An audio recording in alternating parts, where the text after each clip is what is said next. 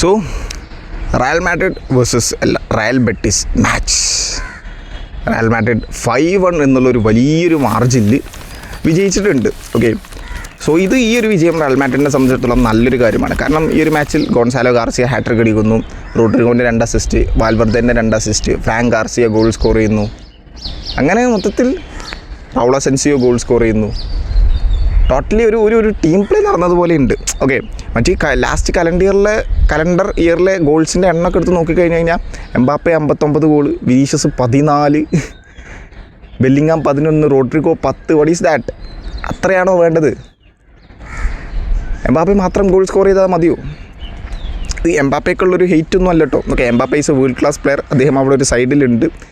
He is genuinely putting his dedication on this team. ഈ ടീമിൽ അദ്ദേഹത്തിൻ്റേതായിട്ടുള്ള എല്ലാ എഫേർട്ടും അദ്ദേഹം ഇടുന്നുണ്ട്. പക്ഷേ ബാക്കിയുള്ളവർ ഗോൾ സ്കോർ ചെയ്യുന്നില്ല. ഓക്കെ, സോ അങ്ങനെ വരുന്ന സമയത്ത് ചില സമയത്തൊക്കെ എംബാപ്പേനെ മാറ്റി ട്രൈ ചെയ്തു നോക്കണം. അല്ലെങ്കിൽ ബാക്കിയുള്ള പ്ലേയേഴ്സ് എന്തുകൊണ്ട് ഗോൾ സ്കോർ ചെയ്യുന്നില്ല, അവർക്ക് ഇമ്പോർട്ടൻസ് കൊടുക്കുന്ന രീതിയിലുള്ള ഒരു ടൈപ്പ് ഓഫ് പ്ലേയും കൂടെ വരണം. ദാറ്റ് മീൻസ് ഞാൻ ഉദ്ദേശിച്ചത് എംബാപ്പേനെ പലപ്പോഴും ഒരു 70ാമത്തെ മിനിറ്റിൽ 75ാമത്തെ മിനിറ്റിലൊക്കെ സ്ട്രൈക്കിംഗ് പൊസിഷനിൽ നിന്ന് മാറ്റി ഗോൺസാലോ ഗാർസിയനെ സബ്ബാക്കി എന്തുകൊണ്ട് ഇറക്കിക്കൂടാ?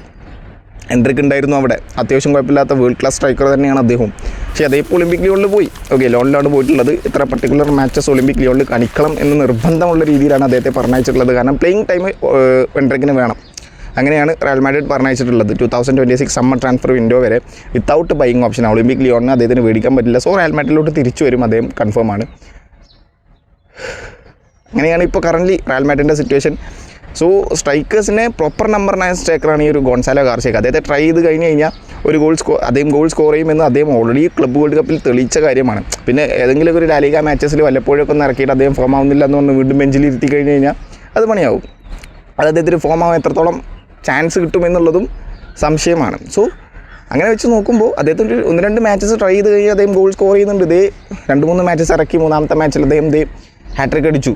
എംബാപ്പെ അല്ലാതെ ഒരാളെ ഹാട്രിക് അടിച്ചു. എത്ര കാലത്തിന് ശേഷം? ലാസ്റ്റ് എനിക്ക് തോന്നുന്നു വിനീഷ്യസ് ജൂനിയർ ആ ഒരു ബൊറൂസിയ ഡോട്ട്മണ്ടിൻ്റെ കഴിഞ്ഞ സീസണിൽ ചാമ്പ്യൻസ് ലീഗിൽ ഒരു ഹാട്രിക് അടിച്ചില്ല. എംബാപ്പെ അല്ലാതെ ഒരാളെ ഹാട്രിക് അടിച്ചത് അതാ. ഇപ്പോഴും അടിക്കുന്നത് 2026 2024 ശേഷം. What is that? So give them chance. കുറച്ച് ചാൻസസ് കൊടുക്കുക, അവർ ഗോൾ സ്കോർ ചെയ്യും എന്ന് തന്നെയാണ് ഞാൻ വിശ്വസിക്കുന്നത്. ഓക്കെ, എനിക്ക് ഈ മാച്ച് കണ്ടപ്പോൾ അതാ തോന്നി. ആസ് എ ടീം പെർഫോമൻസ് ആണ് റയൽ മാഡ്രിഡ് പുൾ ഓഫ് ചെയ്തത്. റൗൾ അസെൻസിയോ ഗോൾ സ്കോർ ചെയ്യുന്നു, വാൽവർദേൻ്റെ 2 അസിസ്റ്റ്, റോഡ്രിഗോൻ്റെ 2 അസിസ്റ്റ്, ഗോൺസാലോ ഗാർസിയൻ്റെ ഹാട്രിക്ക്. സോ ടോട്ടലി അടിപൊളിയാണ്. റയൽ മാഡ്രിഡിൻ്റെ ഓഡിയൻസ് എന്തായാലും നല്ല ഹാപ്പി ആയിട്ടായിരിക്കും പോയിട്ടുണ്ടാവുക. എംബാപ്പെ ഓഫ് കോഴ്സ് അവിടെ ഇഞ്ചുറിയാണ്. അത് ഭയങ്കരമായിട്ട് സങ്കടമുള്ളൊരു കാര്യം തന്നെയാണ്. കാരണം അത്ലറ്റിക്കോ മാഡ്രിഡ് നെക്സ്റ്റ് ഇനി വരാനുള്ളത് മാഡ്രിഡ് ഡെർബിയാണ്, Super Copa de Espana semi ഫൈനലിൽ. സോ അതിൽ എംബാപ്പെ ഇല്ല എന്ന് പറയുന്നത് വളരെ വലിയൊരു പോരായ്മയാണ്. കാരണം മെയിൻ ഗോൾ സ്കോറിങ് മെഷീനാണ് പോയിട്ടുള്ളത്. സോ അതില്ലാതെ ചാബി അലോൻസോ എങ്ങനെ ഈ ഒരു ടീമിനെ സെറ്റ് ചെയ്യും എന്നുള്ളത് നമ്മൾ നോക്കിക്കാണുന്നതാണ്. ഒരു ബിഗ് മാച്ച് വരുന്ന സമയത്ത് ഈ ഒരു സീസണിൽ നമ്മളെ ഫസ്റ്റ് ടെസ്റ്റ് എന്ന് പറയുന്നത് അത്ലറ്റിക്കോ മാഡ്രിഡിനെതിരെ റിയാദ് മെട്രോപൊളിറ്റോയിൽ പോയി അവരെ തോൽപ്പിക്കുക എന്നുള്ളതായിരുന്നു. പക്ഷേ അത് കഴിഞ്ഞില്ല. 5-2 എന്നുള്ളൊരു ഹ്യൂജ് മാർജിനിൽ പരാജയപ്പെട്ടിട്ടാണ് റയൽ മാഡ്രിഡ് തിരിച്ചു വന്നത് ഇങ്ങോട്ടേക്ക്. ഫസ്റ്റ് ടെസ്റ്റ് തന്നെ അന്ന് പരാജയപ്പെട്ടു. അവിടെ നിന്നാണ് റയൽ മാഡ്രിഡിൻ്റെ ഈ സീസണിലൊരു ലോസിങ് അല്ലെങ്കിൽ ആ ഒരു ബാഡ് ടൈം സ്റ്റാർട്ട് ചെയ്തത് അല്ലേ. അതുവരെ എന്ത് അടിപൊളിയായിട്ടാണ് പോയിക്കൊണ്ടിരുന്നത്. എല്ലാ മാച്ചസും വിജയിച്ച് സമനില പോലും ഇല്ലായിരുന്നു. 7-8 മാച്ചസോ കണ്ടിന്യൂസ് ആയിട്ട് വിജയിച്ച് പിന്നെ ഈ അത്ലറ്റിക്കോ മാഡ്രിഡിനെതിരെ പരാജയപ്പെട്ട് പിന്നെ അവിടെ നിന്ന് അങ്ങനെ കയ്യിൽ നിന്ന് പോയി ബിഗ് ടെസ്റ്റുകളൊക്കെ. പിന്നെ ലിവർപൂളിനായിട്ട് പരാജയപ്പെട്ടു, സിറ്റിനായിട്ട് പരാജയപ്പെട്ടു, ബിഗ് മാച്ചസൊക്കെ പരാജയപ്പെട്ടാണ്. ആകെ ഒരു എൽ ക്ലാസിക്കോ മാത്രമാണ് ഈ ഒരു സീസണിൽ ഒരു ബിഗ് മാച്ച് വിജയിച്ചു എന്ന് പറയാൻ പറ്റുക. ബാക്കിയൊക്കെ പരാജയങ്ങളാണ്. സോ റയൽ മാഡ്രിഡ് ടീമിൽ നിന്ന് നമുക്കതല്ല വേണ്ടത്. ഒരു പ്ലെയറിലോട്ട് ഓവറായി ഡിപ്പെൻഡൻ്റ് ആവാതെ ഇതുപോലെ കളിക്കാൻ പറ്റുമോ? അത് അടിപൊളിയായിരിക്കും എന്ന് വിശ്വസിക്കുന്ന ഒരാളാണ് ഞാൻ. സോ റയൽ മാഡ്രിഡ് മാച്ച് ലാലിഗയിൽ വിജയിക്കുക എന്ന് പറയുന്നത് വളരെ ഇമ്പോർട്ടൻ്റാണ്. കാരണം ബാഴ്സലോണ അവിടെ 7 പോയിൻറ്റ് ലീഡാണ് ഈ ഒരു മാച്ച് തുടങ്ങുന്നതിന് മുമ്പ്. ഇപ്പോൾ 4 പോയിൻറ്റ് ലീഡായി. പിന്നെ അതുപോലെ തന്നെ GD ഈ ഒരു 5-1 എന്നുള്ളൊരു ഹ്യൂജ് മാർജിൻ വിജയിച്ചതുകൊണ്ട് തന്നെ GD കൂടി. ഗോൾ ഡിഫറൻസ് ഭയങ്കരമായിട്ട് കൂടിയിട്ടുണ്ട്. കമ്പാരിങ് ടു ബാഴ്സലോണ റയൽ മാഡ്രിഡിന് കുറവായിരുന്നു. അപ്പോൾ അതും കൂടി. അങ്ങനെ മൊത്തത്തിൽ നല്ല കാര്യമാണ് 5-1 എന്നുള്ളൊരു സ്കോറിന് വിജയിച്ചത് എന്നാണ് എനിക്ക് പേഴ്സണലി തോന്നിയത്. So as a team performance നല്ലൊരു ടീം പെർഫോമൻസ് ഈ ഒരു ടീമിൽ നിന്ന് നമുക്ക് കാണാൻ പറ്റി. ഓക്കെ, ഇന്നത്തെ മാച്ചിൽ റയൽ ബെറ്റിസിനെതിരെ സാന്റിയാഗോ ബെർണാബിയിലാണ് മാച്ചുള്ളത്. സോ ജസ്റ്റ് ലൈനപ്പിലോട്ട് വന്നു കഴിഞ്ഞാൽ ഗോൾ കീപ്പറായിട്ട് Thibaut Courtois, Antonio Rudiger, Raul Asensio, right ബാക്കായിട്ട് Federico Valverde, Dani Carvajal injury മാറി അവൈലബിൾ ആണ്. പക്ഷേ ഫെഡറിക്കോ വാൽവർദനെ തന്നെയാണ് ഇറക്കിയിട്ടുണ്ടായിരുന്നത്. ഇഞ്ചുറി കഴിഞ്ഞ് അദ്ദേഹത്തെ ഇപ്പോൾ ഇറക്കണ്ട എന്നുള്ള മൈൻഡ് സെറ്റ് ആയിരിക്കും. ലെഫ്റ്റ് ബാക്കിൽ കരേരാസ്, ഡബിൾ പിവറ്റ് റോയൽ കമാവിംഗ, അവർ നമ്പർ 10 റോളിൽ ബെല്ലിംഗ്ഹാം, റൈറ്റ് വിങ്ങിൽ റോഡ്രിഗോ, ലെഫ്റ്റ് വിങ്ങിൽ വിനീഷ്യസ്, സ്ട്രൈക്കറായിട്ട് ഗോൺസാലോ ഗാർസിയ. റോഡ്രിഗോനെ ഫസ്റ്റ് ലെവലിൽ ഇറക്കുന്നു, വീണ്ടും അദ്ദേഹം ഗോൾ കോൺട്രിബ്യൂഷൻ കൊണ്ടുവരുന്നു, 2 അസിസ്റ്റ്. എജാദി എഫേർട്ട കഴിഞ്ഞ മാച്ചിൽ റോഡ്രിഗോ ഇട്ടത്. വിനീഷ്യസിനെക്കാട്ടും നല്ല അടിപൊളി കളി റോഡ്രിഗോ ആയിരുന്നു. വിനീഷ്യസിൻ്റെ കാര്യം പറയാനുണ്ട്, ഓക്കെ ഞാൻ പറയാം. പിന്നെ അതുപോലെ ബെല്ലിംഗ്ഹാം അത്യാവശ്യം കുഴപ്പമില്ലാതെ അദ്ദേഹം ആസ് യൂഷ്വൽ എങ്ങനെയാണ് എഫേർട്ട് ഇടുന്നത് അതുപോലെ തന്നെ ഇട്ടിട്ടുണ്ട്. Gonzalo Garcia man is A proper number 9 striker. Okay, goal score ചെയ്യാൻ എബിലിറ്റി ഉള്ളൊരു പ്രോപ്പർ നമ്പർ 9 സ്ട്രൈക്കറാണ് അദ്ദേഹം. വല്ലപ്പോഴും ഒക്കെ എംബാപ്പയെ 70ാമത്തെ മിനിറ്റിൽ 72ാമത്തെ മിനിറ്റ് വലിച്ച് ഗോൺസാലോ ഗാർസിയെ കൊണ്ടുവരാം, സൂപ്പർ സബ്ബായിട്ട് കൊണ്ടുവരാം. ഇതൊന്നുമില്ല, 88ാമത്തെ മിനിറ്റിൽ ഇറക്കും. 90+3 മിനിറ്റ് ഉണ്ടെങ്കിൽ 90ാമത്തെ മിനിറ്റിൽ ഇറക്കും. What is this? ഒരു നമ്പർ 9 സ്ട്രൈക്കറെ ഇങ്ങനെയാണോ യൂസ് ചെയ്യുക? ഫസ്റ്റ് ലെവലിൽ കൊണ്ടുവരുന്നൊന്നും ആരും പറയുന്നില്ലല്ലോ. വല്ലപ്പോഴൊക്കെ എംബാപ്പേനെ സബ് ചെയ്തിട്ട്, അല്ലെങ്കിൽ വിനീഷ്യസ് ജൂനിയറിനെ വലിക്കുക. ചില സമയത്ത് Vinicius junior out of form ആവുന്നുണ്ട്, അദ്ദേഹത്തിൻ്റെ കോൺഫിഡൻസ് ഭയങ്കരമായിട്ട് എവിടേക്ക് അടിച്ചു പോയിട്ടുണ്ട്. വിനീഷ്യസ് ജൂനിയറിനെ സബ് ചെയ്ത് എംബാപ്പേനെ ലെഫ്റ്റ് വിങ്ങിലിട്ട് സ്ട്രൈക്കറായിട്ട് ഗോൺസാലോ ഗാർസിയനെ കൊണ്ടുവരാം. അങ്ങനെയും വേണമെങ്കിൽ ചില സമയത്ത് ഫസ്റ്റ് ലെവലിൽ ഇറക്കി കൊണ്ടുവരാം. കുറേ ചാൻസസ് ഉണ്ട്, പക്ഷേ അതൊന്നും ട്രൈ ചെയ്യില്ല. ലെഫ്റ്റിൽ വിനീഷ്യസ് അവിടെ നിർബന്ധം, സ്ട്രൈക്കറായിട്ട് എംബാപ്പയുടെ നിർബന്ധം. ഇവർ രണ്ടുപേരും 90 മിനിറ്റ് കളിച്ചുകൊണ്ടിരിക്കണം. സംഭവം ശരിയാണ്, ഇവർ രണ്ടുപേരും ഏത് സമയത്തും എപ്പോൾ വേണമെങ്കിലും ഗോൾ കോൺട്രിബ്യൂഷൻ കൊണ്ടുവരാൻ പറ്റുന്ന world class type of player തന്നെയാണ്. നമ്മൾ അലാവസിനെതിരെ കണ്ടു, അതായത് വിനീഷ്യസ് ജൂനിയർ 60ാമത്തെ 65ാമത്തെ മിനിറ്റ് വരെ അവിടെ മൂഞ്ചിയ കളി കളിച്ചിട്ട് പെട്ടെന്ന് അങ്ങോട്ട് ഫോമായി ഒരു വിന്നിങ് അസിസ്റ്റ് അങ്ങോട്ട് കൊടുത്തു റോഡ്രിഗോക്ക്. അതുപോലെ ചെയ്യാൻ കാപ്പബിലിറ്റി ഉള്ള പ്ലേയേഴ്സ് തന്നെയാണ് ഇവന്മാർ, അല്ലാതെന്നല്ല പറയുന്നത്. പക്ഷേ അത് അവിടെ ഗോൺസാലോ ഗാർസിയയും എപ്പോൾ വേണമെങ്കിൽ ഗോൾ സ്കോർ ചെയ്യാൻ എബിലിറ്റി ഉള്ളൊരു പ്ലെയറാണ്. ചാൻസസ് കൊടുത്താൽ മാത്രമേ അദ്ദേഹത്തിന് ഇനി ഇമ്പ്രൂവ് ചെയ്യാൻ പറ്റുള്ളൂ. ട്രൈ ചെയ്ത് നോക്കിയാൽ റയൽ മാഡ്രിഡ് ടീമിന് നല്ലത്. അല്ലെങ്കിൽ അങ്ങനെ ബിഗ് മാച്ചസ് വരുന്ന സമയത്ത് പരാജയപ്പെട്ടുകൊണ്ടേയിരിക്കും എന്നാണ് എനിക്ക് തോന്നുന്നത് പേഴ്സണലി. സോ ഈ വിനീഷ്യസ് ജൂനിയറിൻ്റെ കാര്യം, വിനീഷ്യസ് ജൂനിയറിന് ന്യൂ ഇയർ ആയതുകൊണ്ട് ആ ഒരു അദ്ദേഹത്തിൻ്റെ പേര് എല്ലാവരുടെ പേരും ഇങ്ങനെ ആ ഒരു സ്റ്റേഡിയത്തിൻ്റെ ഇതിൽ ഇങ്ങനെ കാണിക്കുമല്ലോ. ഓക്കെ, എന്നാൽ അപ്പോൾ ഓഡിയൻസിൻ്റെ റിയാക്ഷൻ എന്താണെന്ന് അറിയാൻ വേണ്ടിയിട്ട് അപ്പോൾ വിനീഷ്യസ് ജൂനിയറിൻ്റെ പേര് കാണിച്ച സമയത്ത് എല്ലാവരും നല്ലപോലെ അത്യാവശ്യം കുഴപ്പമില്ലാതെ അപ്ലോസ് ചെയ്യുന്നുണ്ടായിരുന്നു ഒരു ന്യൂ ഇയർ ആയതുകൊണ്ട് തന്നെ. പക്ഷേ മാച്ചസിൽ അദ്ദേഹം എന്താ കാണിച്ചത്? ഞാൻ ഭയങ്കര ഡിസപ്പോയിൻറ്റഡാണ് വിനീഷ്യസ് ജൂനിയറിൻ്റെ വേ ഓഫ് പ്ലേയിങ്ങിൽ. അദ്ദേഹം മാനവന്മാരെ അധികം പ്രസ് ചെയ്യുന്നില്ല. ഒരു സമയത്തൊക്കെ ബെല്ലിംഗ്ഹാം വിനീഷ്യസ് ജൂനിയർ പറയുന്നുണ്ടായിരുന്നു, പോയി പ്രസ് ചെയ്യൂ പ്ലീസ്, ഒന്ന് പ്രസ് ചെയ്യൂ. പ്രസ് ചെയ്യുന്നില്ല, നിന്നോടത്തുനിന്ന് അങ്ങോട്ടും ഇങ്ങോട്ടും അങ്ങനെ കളിക്കുക. സംഭവം ശരിയാണ്. ഇന്നത്തെ മാച്ചിൽ 8 ഡ്രിബിൾ അറ്റംപ്റ്റ് ചെയ്തു, 5 സക്സസ്ഫുൾ ആണ്, ഒരു ഷോട്ട് ഉണ്ട്. പക്ഷേ 14 തവണ പൊസഷൻ ലോസ്റ്റായി വിനീഷ്യസ് ജൂനിയറിൻ്റെ കയ്യിൽ. 14 തവണ. അദ്ദേഹത്തിൻ്റെ പല ഡിസിഷൻ മേക്കിംഗ് വളരെ ബാഡാണ്. ഷോട്ട് എടുക്കേണ്ട സമയത്ത് പാസ് ചെയ്യും, പാസ് എടുക്കേണ്ട സമയത്ത് ഷോട്ട് അടിക്കും. അങ്ങനത്തെ ഡിസിഷൻസൊക്കെ പലതും ബാഡാണ്. അദ്ദേഹത്തിൻ്റെ റണ്ണ് പല സമയത്തും ബാഡാണ്. ഒരു നല്ല റോഡ്രിഗോ ഒക്കെ കഷ്ടപ്പെട്ട് ബോൾ കൊണ്ടുവരുന്ന സമയത്ത് വിനീഷ്യസ് ജൂനിയർ അവിടെ സ്റ്റില്ലടിച്ച് എങ്ങനെ നിൽക്കുക, ഓടുന്നു പോലുമില്ല ഒരു ഡിഫൻഡേഴ്സിനൊന്ന് സ്പ്ലിറ്റ് ചെയ്യാൻ വേണ്ടി. അതൊക്കെ കാണുമ്പോൾ ഭയങ്കരമായിട്ട് സങ്കടമാവുന്നുണ്ട്. ഓക്കെ, എന്താണ് പുള്ളി ഉദ്ദേശിക്കുന്നതെന്ന് ഒരു ഐഡിയ ഇല്ല. ഇതുവരെ കോൺട്രാക്ട് എക്സ്റ്റെൻഡ് ചെയ്തിട്ടില്ല. ചിലപ്പോൾ ഈ സീസണിൽ കഴിഞ്ഞ് പോകാനുള്ള പ്ലാനായിരിക്കും, ഒരു ഐഡിയ ഇല്ല. ഓക്കെ, സോ ലിറ്ററലി അങ്ങനെയാണ് വിനീഷ്യസ് ജൂനിയറുടെ കാര്യം.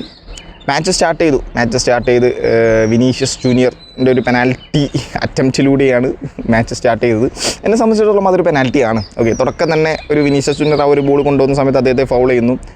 ബാക്കിൽ നിന്ന് കൈ കൊണ്ട് ഇങ്ങനെ പുഷ് ചെയ്തിട്ടുമുണ്ട്, ഒരു കാലിൻ്റെ ഒരു ചെറിയ ഇൻവോൾവ്മെൻറ്റും ഉണ്ട്. ഓക്കെ, ഒരു പെനാൽറ്റി ഇൻസിഡൻറ്റ്, അത് പെനാൽറ്റി ആണ് എന്നാണ് എൻ്റെ ഒരു അഭിപ്രായം. ഓക്കെ, എനിക്ക് തോന്നിയത് ഒരു പെനാൽറ്റി ആണെന്നാൽ പിന്നെ റഫറി ആരാന്ന് പറയണ്ടല്ലോ, ഹെർണാണ്ടസ്.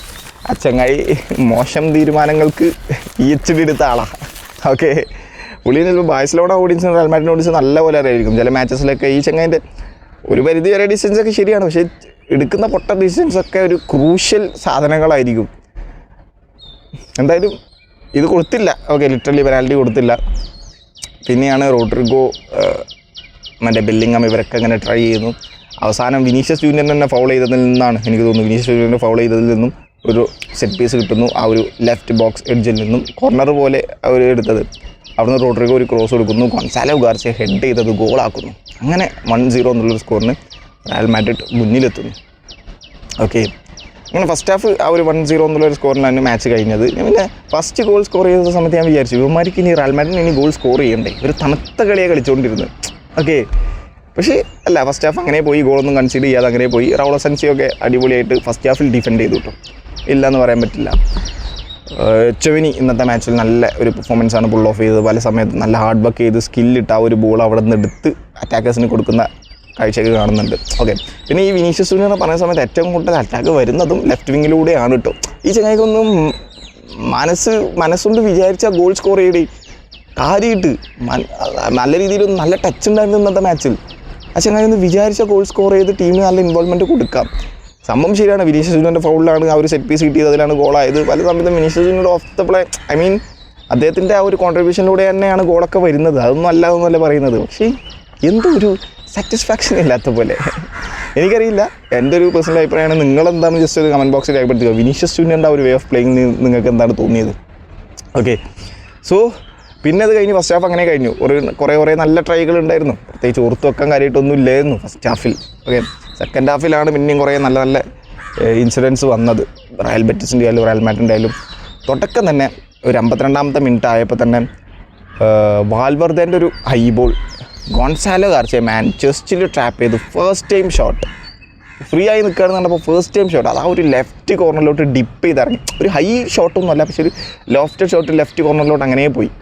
അത് ഗോളായിട്ട് അത് നൈസ് ഗോള്. ആ ചങ്ങായി ബ്രേസ് കംപ്ലീറ്റ് ചെയ്തു. സോ അങ്ങനെ 2-0 എന്നുള്ളൊരു സ്കോറായിട്ട് മാറുന്നു. വണ്ടർഫുള്ളി റയൽ മാഡ്രിഡ് അങ്ങനെ പോയിക്കൊണ്ടിരിക്കുകയാണ്. ഒരു ടീം പെർഫോമൻസ് നമുക്ക് കാണാൻ പറ്റി എനിക്ക് ലിറ്ററലി റയൽ മാഡ്രിഡിൻ്റെ. പിന്നെ അത് കഴിഞ്ഞിട്ട് എനിക്ക് തോന്നുന്നു റോഡ്രിഗോയുടെ ഒരു കോർണർ കിക്കിൽ നിന്നും റൗൾ അസെൻസിയോ ഹെഡ് ചെയ്യുന്നു, ഗോളാവുന്നു. അത് റൗൾ അസെൻസിയോ ഫ്രീ ആയിരുന്നു, അദ്ദേഹം അത് ഹെഡ് ചെയ്തു. റൂഡിഗറിന് കിട്ടേണ്ട ബോളായിരുന്നു, പക്ഷേ അത് റൗൾ അസെൻസിയോക്കാണ് കിട്ടിയത്, അദ്ദേഹം ഹെഡ് ചെയ്യുന്നു, ഗോളാവുന്നു. 3-0 എന്നുള്ള സ്കോറിന് റയൽ മാഡ്രിഡ് മുന്നിലെത്തുന്നു. പിന്നെയാണ് റയൽ ബെറ്റിസ് ആ ഒരു ഗോൾ സ്കോർ ചെയ്യുന്നത്.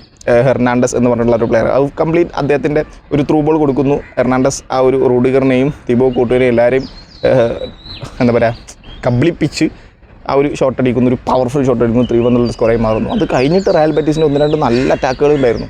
ഓക്കെ, ആൻ്റണിയിലൂടെ ആയാലും ഹെർണാണ്ടസിൻ്റെ ഉണ്ടായിരുന്നു. പിന്നെ അവരുടെ ലെഫ്റ്റ് ബാക്കിൻ്റെ ഒരു ഷോട്ട് ഉണ്ടായിരുന്നു, കേൾ ചെയ്ത് പോസ്റ്റുമ തട്ടിപ്പോയി. പിന്നെ അവരുടെ ഒരു സെറ്റ് പീസ് ഉണ്ടായിരുന്നു, അതും പോസ്റ്റുമ തട്ടിപ്പോയി. പിന്നെ കുറേ തിബോ കൂട്ടുവൊക്കെ നല്ല ചലഞ്ച് നിന്നാണ്. ആ ചങ്ങായി ഇല്ലെങ്കിൽ ചിലപ്പോൾ ഒരു 2-3 ഗോളും കൂടെ വന്നേനെ തിബോ കൂട്ടുക. പകരം വേറെ ഏതെങ്കിലും ഗോൾ കീപ്പറാണെങ്കിൽ 1-2 ഗോളും കൂടി വന്നേനെ. കുറേ ലോങ് റേഞ്ച് ഷോട്ട് റയൽ ബെറ്റിസിൻ്റെ വന്നുണ്ടായിരുന്നു, പക്ഷെ ഒന്നും ഗോളായില്ല. തിബോ കൂട്ടുക സേവ് ചെയ്തു എങ്ങനെയൊക്കെ. അത് അങ്ങനെ പിന്നെ 3-1 സ്കോർ അങ്ങനെ പൊയ്ക്കൊണ്ടിരിക്കുകയാണ്. പിന്നെയാണ് വിനീഷ്യസ് ജൂനിയറും റോഡ്രിഗോനെയും പിൻവലിച്ച് ആർദെ ഗുളറിനെയും പിന്നെ ഭാര്യ ഇറക്കിയത് മസൻ ദ്വാനിനെ ഇറക്കിയ ഒരു റൈറ്റ് വിങ്ങിൽ. സോ വിനീഷ്യസ് ജൂനിയറിനെ വലിക്കുമ്പോൾ ഓഫ് കോഴ്സ് വീണ്ടും കുക്കുവിളി തന്നെയാണ് അദ്ദേഹത്തിന് കിട്ടിയത്. റോഡ്രിഗോക്ക് കയ്യടി കിട്ടിയെങ്കിലും വിനീഷ്യസ് ജൂനിയറിന് കുക്കുവിളിയാണ് കിട്ടിയത് പോലെയാണ് എനിക്ക് തോന്നിയത്. എനിക്കങ്ങനെയാണ് തോന്നിയത്. സോ ആർദെ ഗുളറിനെ കൊണ്ടുവന്നു. അദ്ദേഹം ആദ്യം തന്നെ ഗോൺസാലോ ഗാർസിയക്ക് പോയിട്ട് ആ ഒരു ലെഫ്റ്റ് വിങ്ങിൽ നിന്ന് ഒരു അസിസ്റ്റ് കൊടുക്കുന്നു. ഒരു 1-2 മിനിറ്റ് കഴിഞ്ഞെങ്കിൽ തന്നെ ഗോൺസാലോ ഗാർസിയക്ക് ഒരു അസിസ്റ്റ് കൊടുക്കുന്നു. ഗാർസിയ ഒരു ഫ്ലിക്കിലൂടെ ഗോൾ സ്കോർ ചെയ്ത് ഹാട്രിക് കംപ്ലീറ്റ് ചെയ്യുന്നു. എംബാപ്പെ അല്ലാതെ ഒരാൾ ഹാട്രിക് റയൽ മാഡ്രിഡിന് വേണ്ടി 2024 ശേഷം ഒന്ന് അടിച്ചിരിക്കുകയാണ്.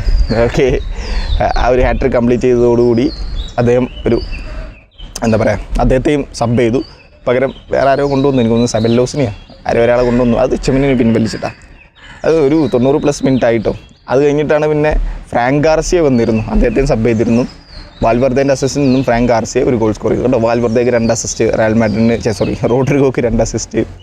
അങ്ങനെ മൊത്തത്തിലൊരു ടീം അടിപൊളിയായിട്ട്. ആർദെ ഗുളറിന് ഒരു അസിസ്റ്റ് ഉണ്ട്, Gonzalo Garcia 3 goal, Raul Asencio 1 goal, Frank Garcia 1 goal. അങ്ങനെ മൊത്തത്തിലൊരു ടീം പെർഫോമൻസ് നമുക്ക് ഇന്ന് റയൽ മാഡ്രിഡിൻ്റെ കാണാൻ പറ്റി. സന്തോഷമായി, ഹാപ്പി ആയിട്ടുണ്ടാവും എല്ലാവർക്കും റയൽ മാഡ്രിഡിൻ്റെ ഓഡിയൻസിന്. സോ ആ ഒരു 7 പോയിൻറ്റ്സ് ഡിഫറൻസ് എന്നുള്ളത് 4 പോയിൻറ്റ്സ് ആയി. ഇനി ബാഴ്സലോണയുടെ മാച്ച് ഡിപ്പെൻഡ് ചെയ്തിരിക്കും റയൽ മാഡ്രിഡിൻ്റെ ലാ ലീഗയിലെ പോക്ക് എന്ന് പറയുന്നത്. സോ അവന്മാർ വിജയിക്കുകയാണെന്നുണ്ടെങ്കിൽ ആ 4 പോയിൻറ്റ് ഡിഫറൻസിൽ അങ്ങനെ കിടക്കും. അവർ സമനിലയാവുകയും തോൽക്കുകയാണെന്നുണ്ടെങ്കിൽ കയറിപ്പോവാം. അതാണ് റയൽ മാഡ്രിഡിൻ്റെ കറൻറ്റ് സിറ്റുവേഷൻ ലാ ലീഗ ടേബിളിൽ. സോ നെക്സ്റ്റ് ഇനി സൂപ്പർ കോപ്പ ഡി എസ്പാനിൽ മാഡ്രിഡ് ഡെർബിയാണ്. അത് നമ്മളെല്ലാവരും വെയിറ്റ് ചെയ്തിരിക്കുകയാണ്. ആരായിരിക്കും ആ ഒരു മാച്ചിൽ വിജയിക്കുക? സൂപ്പർ കോപ്പ ഡി എസ്പാനിയ എങ്ങനെയായിരിക്കും റയൽ മാഡ്രിഡ് ടീം മാച്ച് എങ്ങനെയായിരിക്കും? കാരണം ലാസ്റ്റ് കുറച്ച് എനിക്ക് തോന്നുന്നു ലാ ലീഗ മാച്ചസിലൊന്നും അത്ലറ്റിക്കോ മാഡ്രിഡിനെ പരാജയപ്പെടുത്താൻ പറ്റിയിട്ടില്ല. ആകെ കഴിഞ്ഞ സീസണിൽ നോക്കൗട്ടിൽ മാത്രമാണ് പെനാൽറ്റിയിൽ പരാജയപ്പെടുത്തിയത് UEFA ചാമ്പ്യൻസ് ലീഗിൽ. അതൊരു പരാജയപ്പെടുത്തൽ തന്നെയാണ്, അത് വേറെ കാര്യം. പക്ഷേ ബട്ട് സ്റ്റിൽ ഒരു ലാ ലീഗയിൽ പരാജയപ്പെടുത്തിയിട്ടില്ല. അങ്ങനെ നോക്കൗട്ടിൽ വെച്ച് റയൽ മാഡ്രിഡാണ് വിജയിക്കാറുള്ളത്. ഇനി ഇതെങ്ങനെയാണെന്ന് നമുക്കറിയില്ല. നമുക്ക് നോക്കാം. എന്തായാലും എംബാപ്പെ ഉണ്ടാവില്ല, ചാൻസ് ആർ വെരി ലോ. നോക്കാം. എന്തായാലും വിനീഷ്യസ് ജൂനിയറിന് കുറച്ചും കൂടി ഇമ്പോർട്ടൻസ് കൊടുക്കുമോ, അതോ ഇതുപോലെ തന്നെ ഗോൺസാലോ ഗാർസിയൊക്കെ അങ്ങനെ അതുപോലെ യങ് പ്ലേയേഴ്സ് ആയിരിക്കും ഗോൾ സ്കോർ ചെയ്യുക, അതൊക്കെ നമുക്ക് നോക്കാം. എന്തായാലും so thank you so much.